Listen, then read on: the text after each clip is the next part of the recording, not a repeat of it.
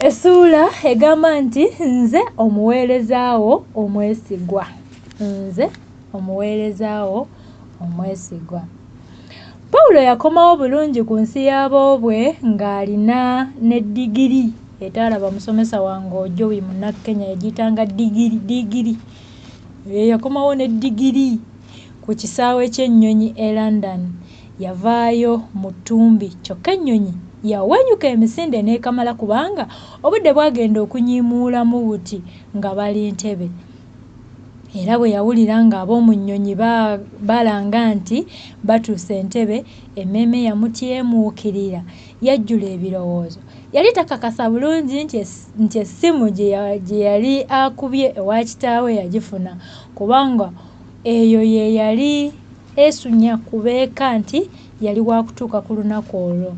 Oba baagifuna, baani abaali bazze okumulinda? N'omukulu Baazibumbira yalimu? Ate bwe yavaawo n'alowooza ku buwanguzi bwe.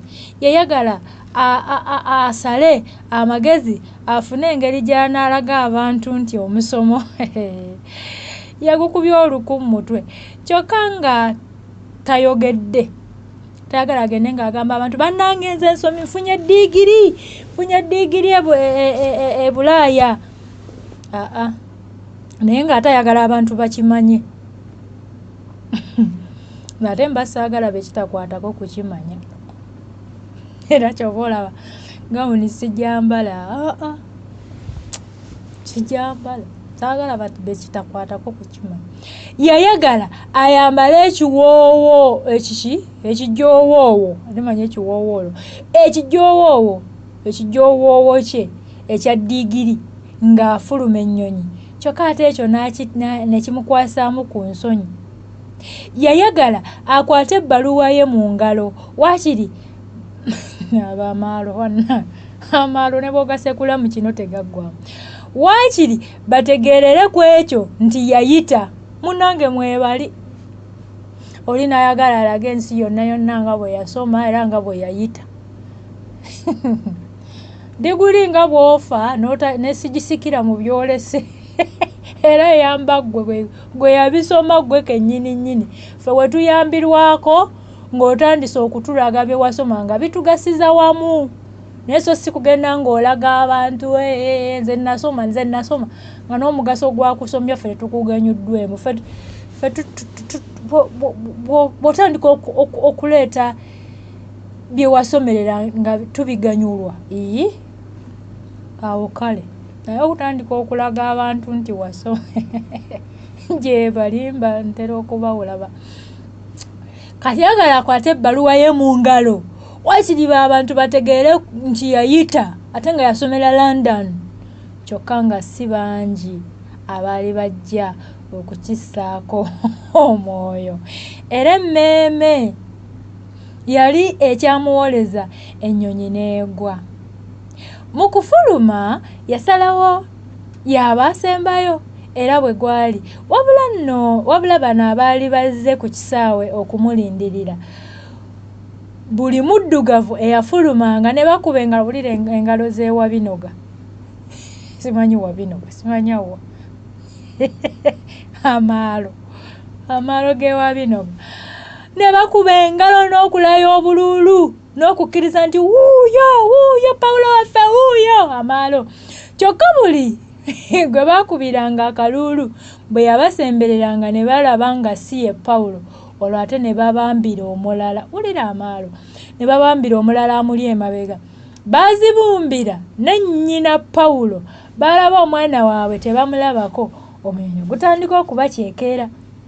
Nnyina yali atandise n'okujja ebiyengeyenge. Era yali nga takyatunula na ku nnyonyi. Yagenda okuwulira ng'abantu basaanuuka enduulu etewulirwanga nako. Yagenda okutunula ku kisaawe bw'ati nga ku mulenzi. Kyava abuuka ate naye n'asaanuuka n'akuba enduulu. Ezo ze nduulu. Ate walalala ezo za kabi. Mumanyi okubira wulululululu ku mukolo ogw'obubi. njukidde mukwano gwange omusajja yagenda wansi w'ekitanda ng'ababbi bazza ate n'akubirayo n'enduulu. Omusajja nno Semaka n'adduka wansi w'ekitanda n'akubirayo enduulu. Kyokka yasooka abawako okuyingira ekitanda. Omusajja engaja banedda. Kati nga bamaze okumulamusa abaalinnye emmotoka ne ziseeyeeyo okutuuka ewa kitaawe bazibumbira. Jjukira nno abantu bajja bangi oba naye omukwano ogwo gwaddawa. Era okugamba jangu mperekereko ngende nyaniriza omwana wange ku kisaawe. Olw'omutima omubi n'engeemu ba ku mutima wakiri yeebuzaabuza n'atagenda. Naye oba omutima omulungi ebintu ebyo byaddawa bannange. Ne bisikirwa okuloga kantabule buno obudagala era naye alemwa okgenda. Agambye nti ekyali eyo kyali kinyenyamagi ab'ekika bonna. Naye kati okulaba ow'ekika ku mukolo gwe ogw'essanyu bwe gutyo. Ab'ekika bonna baali bakuŋŋaanye. Baafumba ne bakamala ettooke lulatta, emimonde, omuceere, amayuuni, balugu, nandigoya, endaggu, omugoyo, nakati, ejjobyo, binyeebwa ebirimu akati akaganda, entungo. Leero n'amenya ki n'aleka ki? Baafumba ebirungo byonna, entujjo kateereke n'emmese obuwuulu. Ab'ekyalo kyonna ab'ekika bonna baaniriza po. Waayitawo mbale Pawulo n'agenda ku kibuga okunoonya emirimu. Mu butuufu waaliwo kampuni n'ebitongole bya gavumenti ebiwerako ebyali bimuyise okugenda okubiraba amangu nga yakatuuka. Baasi Pawulo gye yalinda yali yakutuuka awo we yalindira essaawa 2 ez'enkya. Ye Pawulo yatuukawo ng'ebula eddakiika 5 okuwera 2. Yali ayambadde essuuti ye eya wuulu nga munda ataddemu ka basikooti nayo nga ya wuulu basikooti. Awo ku sitenseni yasangawo abantu bangi era n'abalala abaali bawulidde ku ttutumu lye. Bonna baamwetooloola nga bwe bamubuuza ku bye yalaba e Buzungu. Yagenda okujjukira okutunula ku ssaawa nga 4 era yali atandise okweraliikira nti osanga baasi yali emuyiseeko ng'akyali mu ya Ssebadduka emboozi. Wabula Nalwanga mukulu wange nno. Nalwanga yamugumya nti kaakati olaba baasi eyo wadde yali ya ssaawa 2 naye bw'eba eyanguye ejja 6 ye Nalwanga. Pawulo yatandika okuggwamu essuubi era buli ddakiika 5 yakeberanga ku ssaawa. Kyokka era Nalwanga yamubbirako nti olaba nno kati ateera nti era eyinza okujja ekyayinza okujja n'otafuna na tiketi ekujja wano mpozi nga osangudde amasanda mu ngalo. Nalwanga yagamba.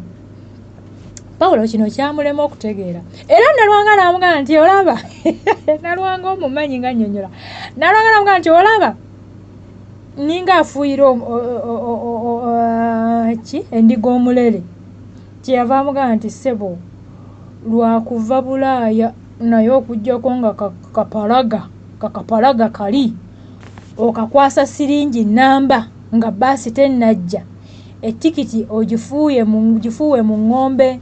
Pawulo yeeyongera obutabitegeerera. Okusooka olugendo gye yali alaga lwali lwa siringi emu. Ate endala kapalaga ze yali yeetaaga zaali zaaki? Endala ey'emu yali yaaki? Ate ebyo nga bikyali awo Pawulo ne kapalaga baali bamanyiganye bulungi.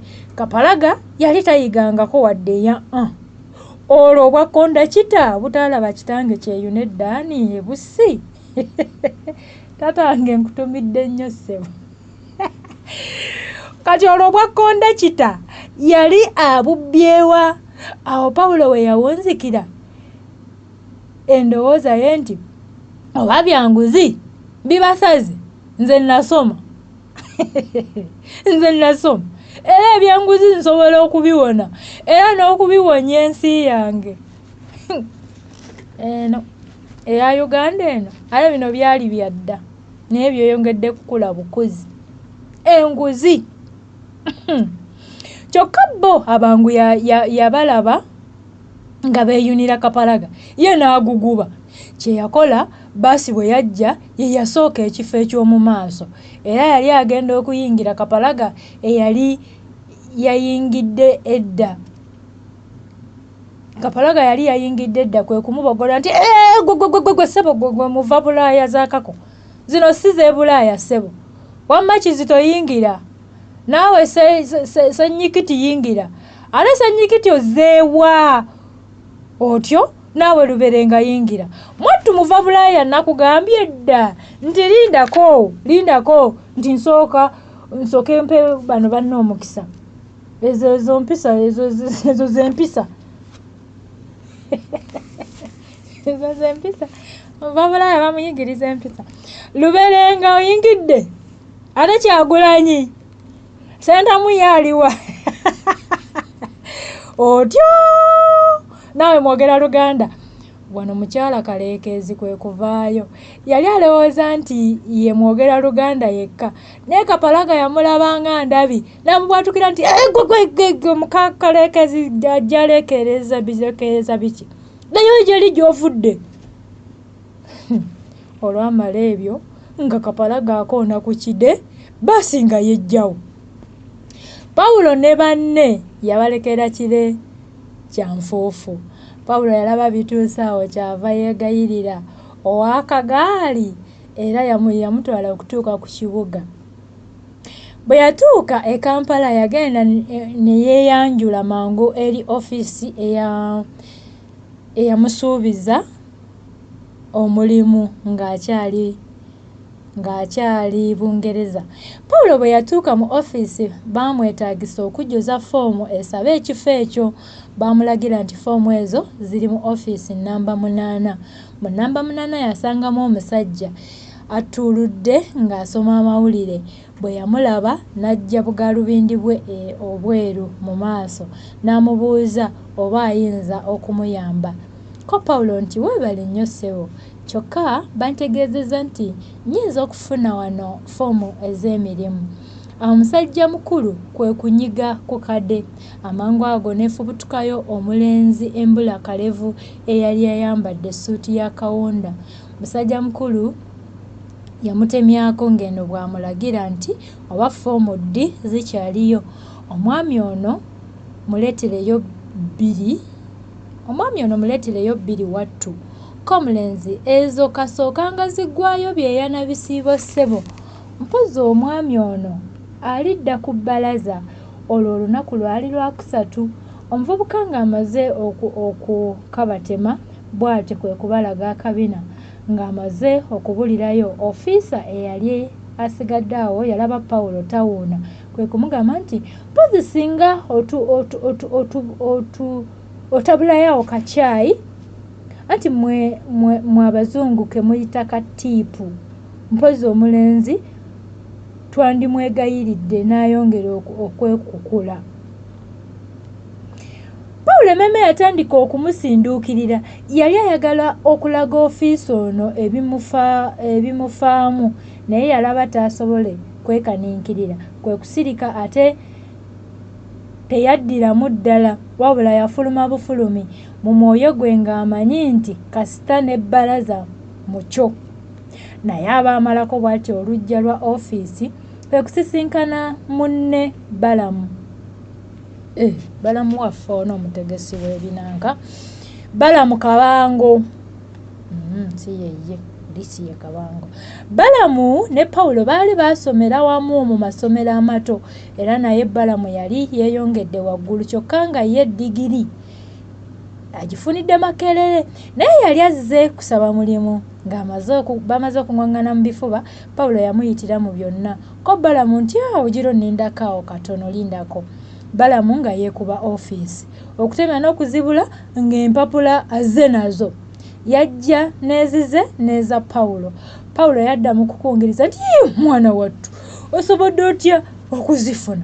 Ko Balamu nti ono Kampala wabula nkwagaza siringi 10 zempaddeyo. Pawulo kataagaana okukwata ku mpapula si lwakuba nti teyalina nsimbi ezaali zimusaliddwa naye ye ng'ebyenguzi tabyagalira ddala. Naye aba akyali mu kutolotoomerera awo n'ajjukira nti olunaku olusembayo okuddizaayo foomu ezo lwali Lwakutaano. Yali ebula olunaku lumu lwokka, kwe kukwata Mukawaliggo n'asowolayo ssente n'azikwanga munne. Bombi baayawukana nga buli omu ayagaliza munne emikisa ku interview. Wabula ye musajja wattu Pawulo ne ku interview teyalinnyayo kubanga erinnya lye wabula Uganda bannange, erinnya lye teryali ku kwago 10 eddamba agalondebwamu okutuula ku interview. Kyokka manager yamukwatirwa ekisa n'amuwandiikira bw'ati: Omwami Paul, ssebo nsaaliddwa okukutegeeza nti akakiiko akakwasibwa omulimu gw'okulonda anaatwala ekifo kye wasaba tekaasemba kusaba kwo, kyokka twebaza okujjumbira kwe watujjumbirwa, nze omuweerezaawo omwesigwa. Baakigamba dda nti ekigo ekimu tekirobera baana kuyimba, n'olwekyo Pawulo teyaterebuka era yeeyongera okusaba mu bifo ebirala bingi byonna.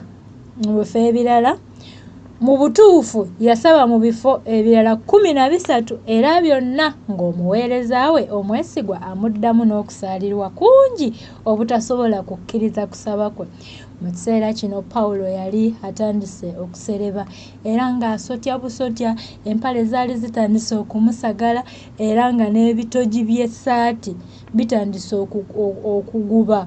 Abantu baali batandise okumuyisaamu emimwa nti osanga n'okuyita teyayita. Bannange abantu muwalimu Zaakaliya mwalimu abeera Zaakaliya. Mwalimu Zaakaliya yasinga okusesa abantu ng'agamba nti muba muva Bulaaya temubamanyi. Nze nkubuulira oluusi bayinza n'okuba nga baleetayo omutwe mwereere abo bamuva Bulaaya abo. Aki ya Mungu, nze nalabira wano ku mutabani wa Haji Mutwalibu Haji Nantalaga. Mwaba muva Bulaaya abo mwe temubamanyi. Ekiseera kino kyali kya kyeya pereketya Pawulo olw'okuba engoye zaali zimusagala. Yayambalanga n'ateekako n'ekkooti anti baalugera dda nti nnyonyi ntono. Kale nno omusajja wattu bwe wamusanganga nga yengeetanira mu ssuuti ey'emu mwemmulummulu ne weetamwa okugenda e Bulaaya. Bwe mutemutumalamu amaanyi, omukisa ogugwa gwe gwange. Olaba abo bagenda e gundi, olaba abo abasoma.